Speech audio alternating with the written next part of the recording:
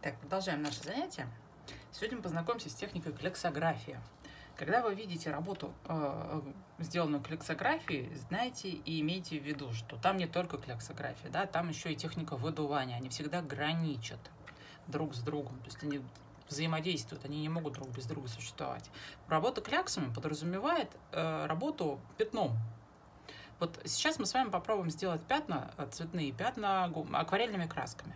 Значит, что мы можем сделать? Мы можем намочить кисточку, да, сильно увлажнить краски, да, вспоминаем, как мы это с вами делаем. Перед тем, как начать работать, мы увлажняем каждый кювет, каждый цвет, да, который нам может понадобиться.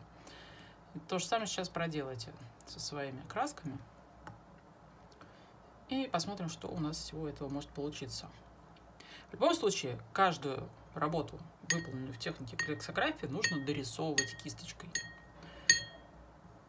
Поэтому приготовьте сразу тоненькую кисточку, широкую кисточку. Может быть, вы сейчас воспользуетесь зубной щеткой. Вспомните, да, как мы делали набрызг. Техника тоже кляксы, но только они маленькие получаются. То есть все взаимосвязано. Нет такого однородного понятия кляксография. Да? То есть оно всегда сочетает в себе множество других техник. Но основная задача и основная цель – это работа просто цветовым пятном, которое случайным образом у вас появилось на вашей палитре, на вашей бумаге, простите. Итак, давайте попробуем сделать какой-нибудь цветок при помощи клякс. Так, нам нужно поставить сейчас несколько жирных клякс на вашей бумаге.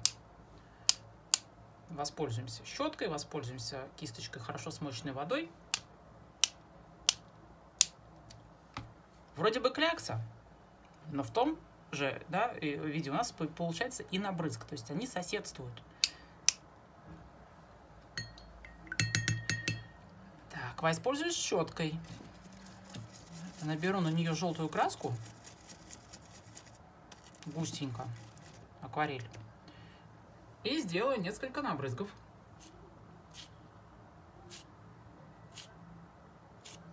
Вот таким образом. Можно еще добавить. Также можно и оранжевый тоже добавить.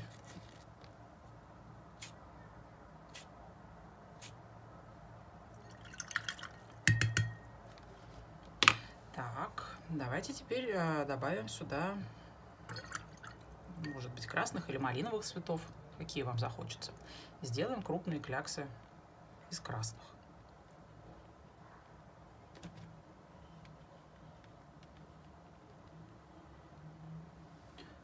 Вот, и пока все это сильно не высохло, мы с вами берем трубочку, обыкновенную трубочку коктейльную, и при помощи этой трубочки начинаем выдувать, выбирая направление для кляксы.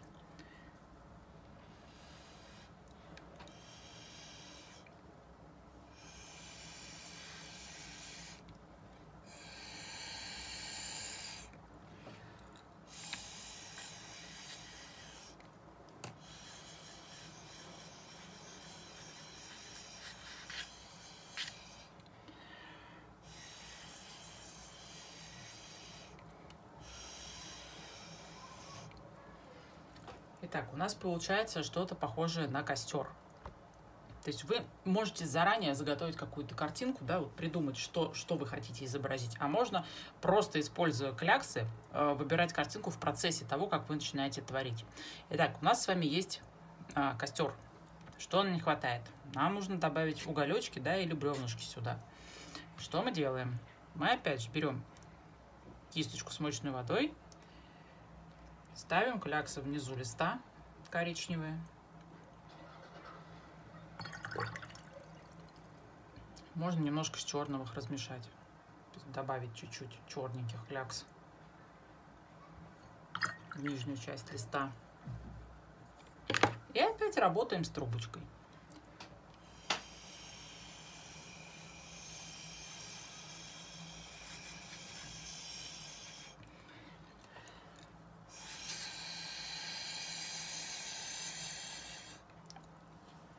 Начинаем выдувать, да, делая похожие на бревнышки линии.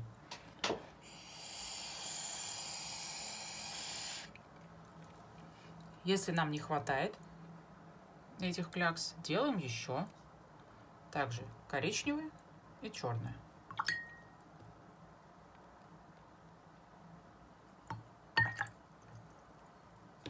И продолжаем выдувать.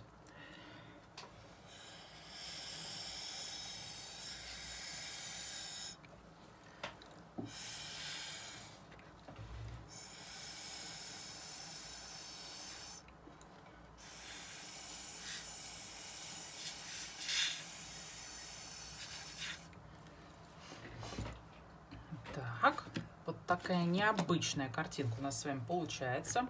Можно сделать несколько синих кляксочек на небо, да, показать, что у нас там какая-то, может быть, вечереющее небо. Да, сделаем сейчас. И опять же, не сильно прорисовывая этот рисуночек, да, вот эту часть работы, сделаем несколько таких линий при помощи трубочки. Развернем.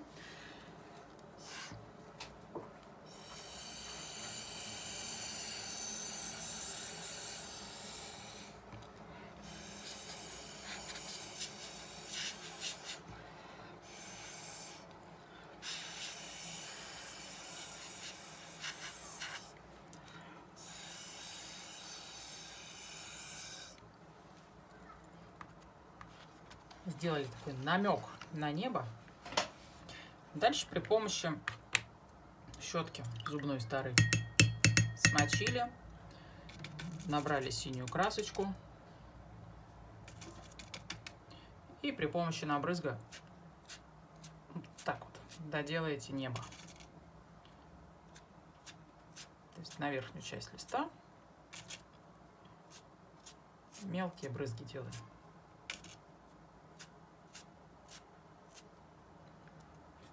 Так. Также для усиления плотности краски мы с вами сделаем набрызг коричневым цветом внизу картинки. Смачиваем щеточку, макаем в краску и добавляем немножечко брызгов сюда. Так, что у нас получается? Костер наш немножечко приугас, надо его возобновить. Опять берем желтую краску, берем опять щетку и повторяем набрызг на костер.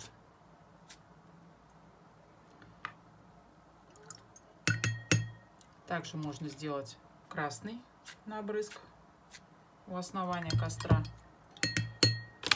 Дальше при помощи кисти опять набираем желтую краску, ставим несколько клякс. И сейчас с ними продолжаем работать выдуванием.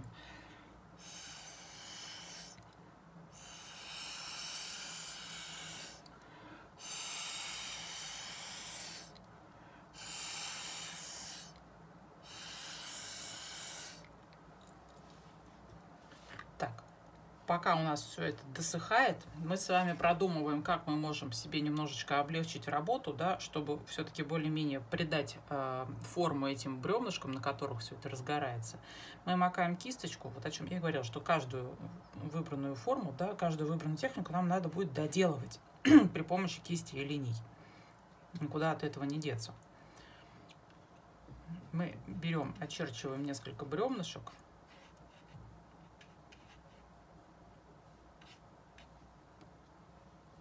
Их можно не прорисовывать даже до конца, да, не закрашивать полностью краской, а оставить их вот в таком виде, как мы с вами сделали при помощи выдувания и набрызга.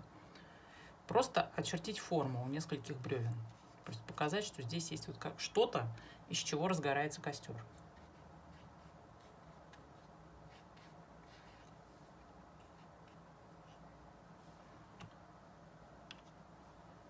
И можно сделать несколько заливок снизу.